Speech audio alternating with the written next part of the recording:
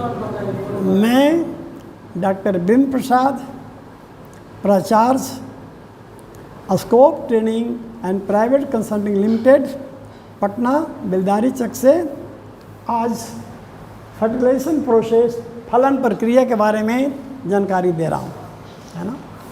अब हम लोग समझें कि फलन प्रक्रिया क्या है।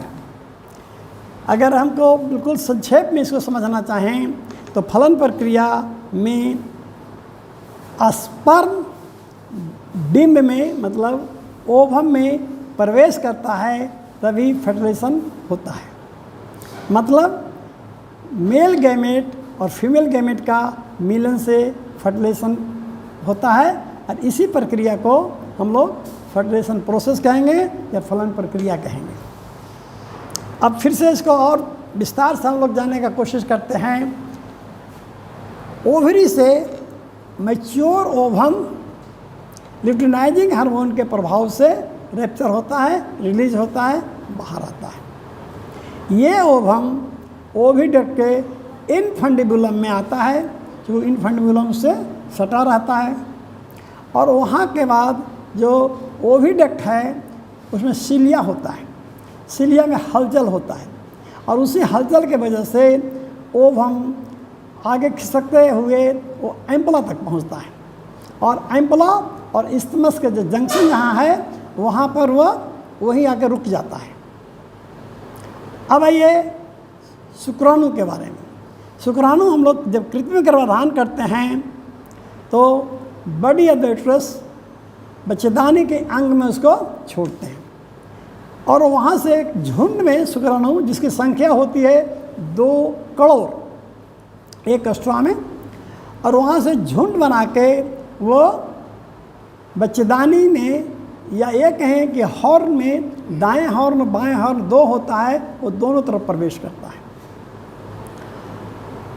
और वो हॉर्न के प्रवेश करने के बाद आगे हॉर्न से सटा हुआ जो है ओविडक्ट का वो इस्थमस है ना। तो इस्थमस से होते हुए वो इस्थमस और एम्पुला के जंक्शन पर शुक्राणु पहुंचता है ना।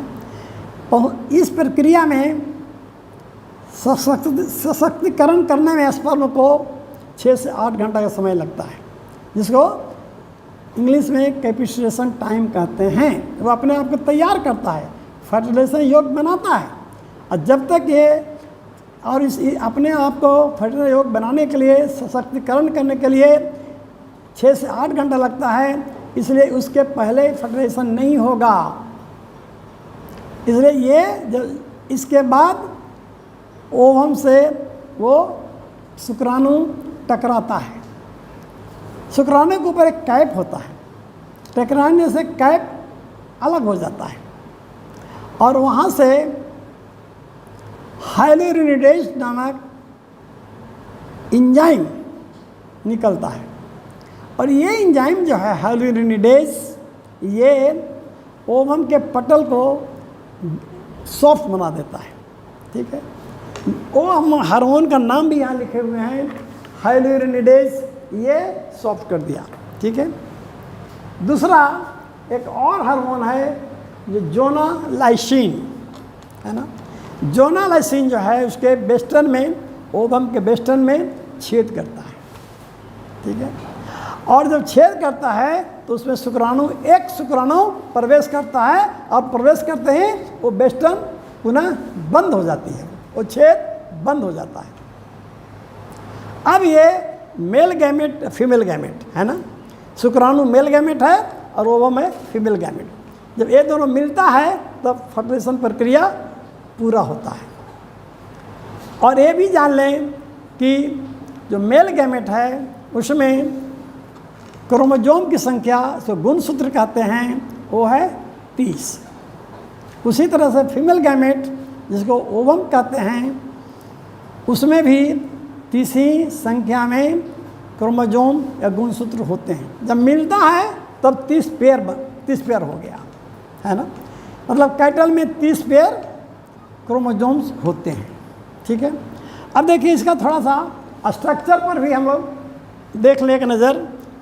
ये देखिए, ये है, यहाँ पर स्ट्रक्चर ऑफ ओवम है ये, ठीक है। ये जो दिखाया गया है ये स्ट्रक्चर ऑफ ओवम। इसमें देखेंगे कि बाहर का जो है इसको कहते हैं क्यूमुलस सेल्स या ग्रेनुलोसा सेल, ये जो बाहर वाला यहाँ पर है। और अंदर में जो क्लीन दिख रहा है ये एरिया जोना पेलुसिडा है। और ये जो फिर से एक लाइन दिख रहा है चारों तरफ गोल गोलाकार में, ये है विटिलाइन मेम्ब्रेन। और उसके अंदर में एक होता है एक काला जैसा जो धब्बा यहाँ पर दिखाया गया है, ये है न्यूक्लियस। इसी में क्रोमोजोम होता है ना। अब देखिए एक क्यूमुलस सेल जोना पेलुसिडा क्या कर, जोना पेलुसिडा क्या है, क्यूमुलस सेल तो संरक्षण करता है, जोना पेलुसिडा अंदर से बाहरी किसी भी वस्तु को अंदर जाने से रोकता है, नहीं जा सकता है अंदर, ठीक है। और योग जो है ये पोषण के लिए पोषक तत्व देता है, ठीक है।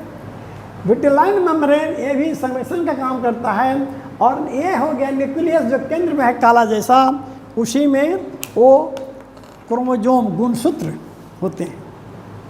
इस तरह से जब फर्टिलाइजेशन होता है तो मेल गैमेट का गुणसूत्र 30, फीमेल गैमेट का गुणसूत्र 30 और दोनों मिलकर के 30 पेयर बनाता है। ये तभी फर्टिलाइजेशन प्रक्रिया पूरी हो जाती है। यही है फर्टिलाइजेशन प्रक्रिया और फलन प्रक्रिया या फर्टिलाइजेशन प्रोसेस, ठीक है। Thank you.